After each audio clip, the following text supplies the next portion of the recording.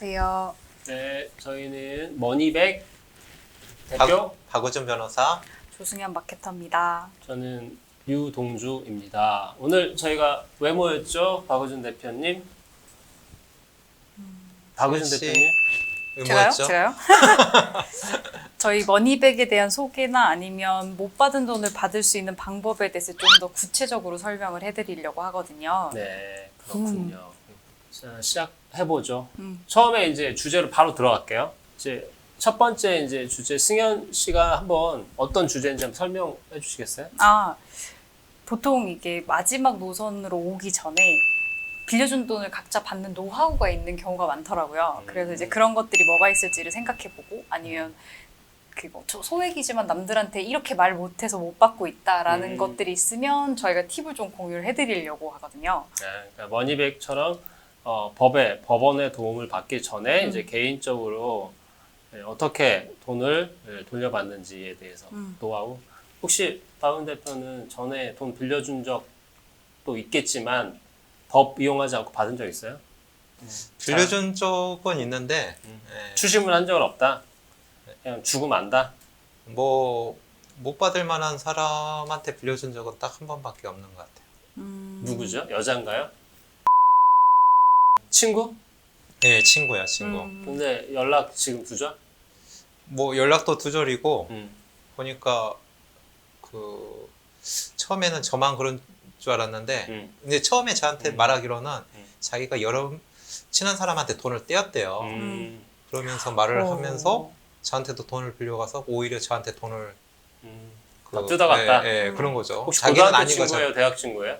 고등학교 친구인데 잠실에 아파트가 있는 애예요. 아, 잠실 아파트 있는데 네, 돈도 많은 애가 돈을 안 갚는다. 소액을 빌려갖고 돈을 안 갚더라고요.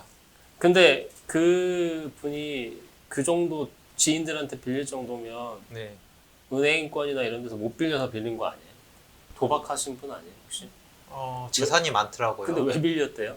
그러니까 이제 물어보진 않았겠지만. 조금 모르겠어요. 좀 저는 잘 몰랐는데 여기저기 조금씩?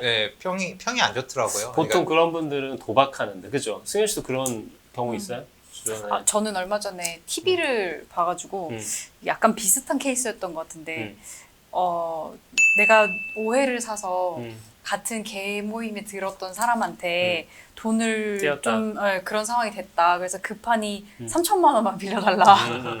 근데 일주일 뒤에 갚을게 했더니 일주일 뒤에 가서 1,000만 원만 더 있으면 해결이 될 것 같다. 이렇게 늘어나더라고요. 그래서 생각해 보니까 그런 친구한테 얘기를 할 때쯤 되면 몰린 거예요. 그러니까 듣고 있는 당사자가 처음이 아니라 대부분 마지막일 수 있고 아니면 이 마지막이 또 누군가한테 또 다시 마지막일 수 있고 그런 것 같더라고요. 맞아요. 그러니까 지인한테 돈 빌린 사람은 대부분 그게 도박이든 뭐든 사치든 낭비든 카드빚이든 간에 몰리고 몰려서 지인한테 빌리러 오는 거기 때문에 대부분 지인한테 빌려주는 돈은 떼인다.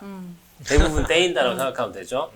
또 거기다가 경제적인 활동을 특별히 안 하고 있는 경우에 진짜 더더욱 그렇죠.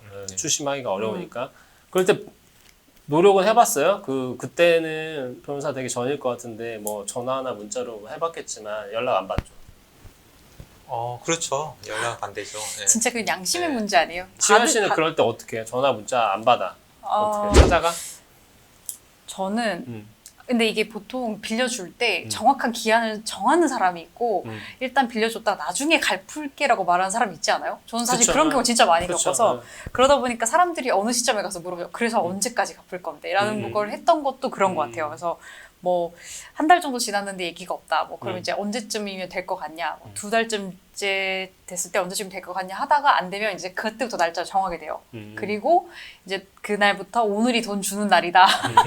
아침부터 얘기하고 그다음에 또 저녁에 다시 왜 아직 안 들어왔냐 이러면서 얘기하다가 그러고 이제 전화를 하게 됐던 것 같아요. 근데 전화는 거의 대부분 안 받고요. 이 소액 뭐 몇십만 원 이런 거는 이제 뭐 책 산다 아니면 뭐 급하게 뭐 산다고 해서 이제 빌려 하는데 느낌이 딱 오죠. 이거 안 갚겠구나. 근데 그럼 왜 빌려주시는 거예요? 그냥 어떻게 보면 선의로 빌려준 건데 그 정도는 이제 버린 돈이라 생각가 많은데 몇 천만 원인 경우도 있어요, 사실은. 그거는 제가 이제 저도 마찬가지로 떼인 돈 못 받은 사람이니까 여기서 빌려준 돈 효과적으로 받는 방법은 없어요. 하지만 그 보니까 그런 이제 돈 빌려주는 그런 업체도 있잖아요. 사채업자들. 그렇지. 네. 혹은 강원랜드 앞에 가면은 정당포들도 많고 강원랜드 앞에 거기는 그 식당에서도 돈 빌려주는 거 아세요? 거기서도- 저번에 얘기하지 않으셨어요? 네, 사채업 한단 말이에요. 처음에 빌려줄 때 전혀 모르는 사람인데도 강원랜드에서 이제 급하게 손님이 내려와가지고 거기서 밥 먹다가 이제 돈 필요해요 그러면은 이제 한 1, 2천 금방 빌려줘요. 맞아. 근데 네. 뭐 어떻게 하냐면 신분증하고 명함만 딱 받아요. 회사로. 회사에 알린다. 그리고 실제로 시도를 해요. 일반 전화로 전화를 해요. 그러니까 그 정도 노하우는 저는 알고 있는데 그밖에 혹시 주변에서 들은 거 있어요? 근데 이건 주변 사람들한테 말하는 건 맥락은 똑같은 것 같아요. 그 친구한테 야 너 돈 빌렸는데 아직 안 갚았다며 라고 이제 점점 얘기하게 되면 그게 창피해서라도 어쨌든 갚게 되는 거고. 법률 위반으로 처벌을 받을 수 있어요. 그렇죠. 네. 예전에는 네, 말씀. 네, 그러면 원래 그 저희 정해진 시간 있죠. 몇 시부터 몇 시까지는 연락 안 하게 하는. 네. 그럼 그 시간 안에 언제 갚을 거야? 언제 줄 거야? 이렇게 얘기하는 건 상관이 없어요? 그것도 많이 하면 안 되는 거예요? 예, 그게 이제 채권의 공정한 추심에 관한 법률이라는 게 있는데 반복적으로 또는 야간에 이제 9시부터 반복적으로 계속 하면 안 되는 거고 9시에 채권자 관계인을 방문함으로써 뭐 그 공포나 불안감 유발하는 경우 그런 경우도 안 되고 그리고 관계인한테 아까는 뭐 주변에 소문낸다 그런 것도 안 되고요. 그리고 반복적으로 뭐 야간에 전화하는 것도 안 되는 거고 거짓 사실을 알려가지고 협박하는 것도 안 되고요. 거짓 사실? 네, 네. 그러니까 뭐 이제 이 사람은 나쁜 사람이고 뭐 조금 뭐 이제 있는 것만 해야지. 예. 예전에는 이제 제가 예전에 회사에 사후관리팀에 오래 근무했던 그 계심 직원분한테 들은 얘기인데 돈을 이제 국가에서 돈을 못 받으면 추심업체한테 많이 맡겼대요.